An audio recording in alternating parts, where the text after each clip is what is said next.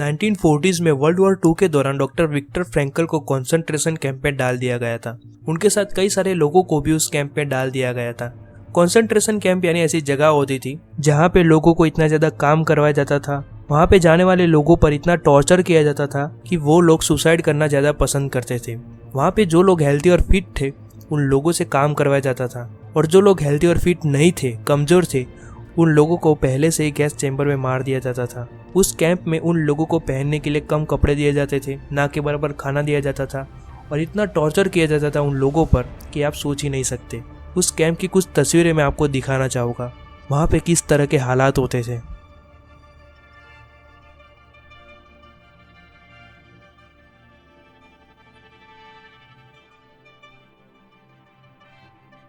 ऐसे कई सारे कैंप्स वर्ल्ड वॉर 2 के दौरान खोले गए थे, और इसी किसी कैंप में डॉक्टर विक्टर फ्रैंकल और उनकी फैमिली को रखा गया था, जहाँ पे उनकी माँ, बाप, भाई, उनकी वाइफ धीरे धीरे करके मर गए थे। लेकिन फिर भी डॉक्टर विक्टर फ्रैंकल उस कैंप्स में जिंदा रहे 3 सालों तक, और इतनी बीमारियाँ, भूख और टॉर्चर सहने के बावजूद उन्होंने ऐसा लाइफ लेसन सीखा जिस पर उन्होंने पूरी किताब लिख डाली, और उस किताब की 10 मिलियन कॉपीज बिक जाएगी ऐसा उन्होंने सोचा भी नहीं था। और वही किताब मैन सर्च फॉर मीनिंग में से मैं कुछ ऐसे लाइफ लेसन बताऊंगा जो आपके जीने का नज़रिया बदल देंगे। मैन सर्च फॉर मीनिंग में से मैंने सीखी पहली बात, strong goal to live for. Viktor Frankl एक डॉक्टर थे और वो अक्सर कैंप में कई सारे मरीजों का इलाज करते रहते थे। एक दिन एक मरीज को टाइफस हो गया था। टाइफस एक ऐसी बीमारी है जो बैक्टीरियल इन्फेक्शन के कारण होती है। वो बीमार व्यक्ति डॉक्टर विक्टर फ्रैंकल से मिलने आया और उसने बात कही कि डॉक्टर, मुझे एक सपना आया था। उस सपने में एक आवाज़ गूंजी थी जिसने मुझसे पूछा, मुझसे जो पूछना है पूछो। फिर मैंने उस आवाज़ से पूछा कि हम इस कैंप से बाहर कब निकलेंगे, तो उस आवाज़ ने मुझसे कहा कि तुम 30 मार्च को बाहर निकल जाओगे। उस दिन से वो बीमार व्यक्ति एक्साइटेड हो गया और वो 30 मार्च का इंतजार करने लगा था। लेकिन जब जब 30 मार्च नज़दीक आ रही थी तब तब वो उदास होने लगा, क्योंकि वहाँ पे जंग छिड़ गई थी, और इसी वजह से उसे लगने लगा कि उस कैंप से कभी भी बाहर नहीं निकल पाएगा। और वो 29 मार्च को बीमार पड़ गया और 30 मार्च को वो मर गया। सब लोगों को ये लगता था कि वो इंसान टाइफस से मरा है, लेकिन डॉक्टर विक्टर फ्रैंकल को पता था कि वो इंसान टाइफस से नहीं बल्कि नाउम्मीदी से मरा है। और ये इंसिडेंट ने डॉक्टर विक्टर फ्रैंकल को एक बात सिखाई, वो ये है कि इंसान को कोई मुसीबतें नहीं मारती, इंसान को चैलेंजेस नहीं मारते, इंसान को मारती है तो नाउम्मीदी।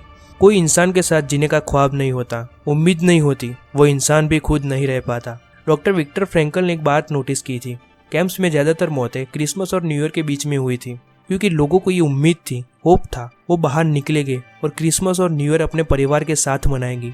लेकिन जब क्रिसमस और न्यू ईयर ख़त्म हो जाती थी और कोई भी बाहर नहीं निकल पाता था, तो कई लोग नाउम्मीदी के कारण मर जाते थे। दूसरी ओर डॉक्टर विक्टर फ्रैंकल 3 साल तक रह पाए, क्योंकि उनको उम्मीद थी, होप था कि वो बाहर निकलेंगे। उनके गोल्स थे जो उनको पूरे करने थे। उनको अपनी अधूरी किताब लिखनी थी, उनको अपने परिवार वालों को मिलना था, क्योंकि उन्हें पता भी नहीं था कि वो जिंदा है भी या नहीं। उनके साथ स्ट्रॉन्ग गोल्स थे जो उनको पूरे करने थे, इसीलिए वो जिंदा रह पाए। उनके साथ रह रहे कई लोगों के पास स्ट्रॉन्ग गोल्स थे जो उन्हें इस कैंप से निकलने के बाद पूरे करने थे, इसीलिए वो लोग भी इस कैंप में जिंदा रह पाए। इसीलिए आपको अपनी लाइफ में आगे बढ़ना है, सक्सेस हासिल करनी है, तो आपके पास लॉन्ग टर्म गोल होना जरूरी है। अगर किसी के पास आने वाले टाइम के लिए स्ट्रॉन्ग गोल्स या कोई बड़ा सपना है जो उसे पूरा करना है, तो उसे आज की प्रॉब्लम्स छोटी लगने लगेगी। और जिन लोगों के बड़े सपने नहीं है, लॉन्ग टर्म गोल नहीं है, तो वो अपनी लाइफ में कुछ भी नहीं कर पाते हैं। इसीलिए आगे बढ़ना है तो आपके पास लॉन्ग टर्म गोल होना जरूरी है, जीने का स्ट्रॉन्ग वाई होना चाहिए। दूसरी बात जो मैंने इस बुक में से सीखी है, वी गिव मीनिंग। चलिए एक एग्जाम्पल देके समझाता हूँ। आप रास्ते में कहीं जा रहे हो, तभी आपके सामने से एक बिल्ली चली जाती है, और तब आप ये सोचने लग जाते हो कि अरे यार, काली बिल्ली ने रास्ता काट लिया, अब तो कुछ अपशगुन होने वाला है।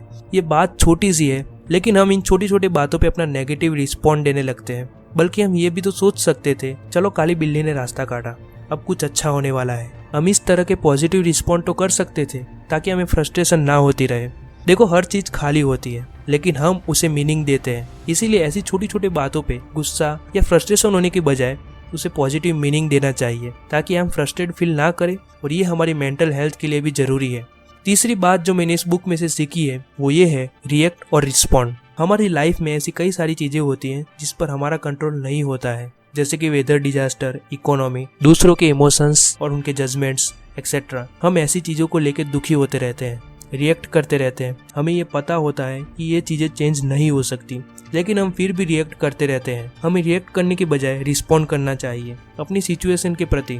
खुद doctor Viktor Frankl concentration camp जैसी खराब जगह पे रहे हैं, वो भी 3 साल तक। उनके साथ ना ही कपड़े थे, ना ही खाना था, यहाँ तक कि उनकी फैमिली भी उनके साथ नहीं थी।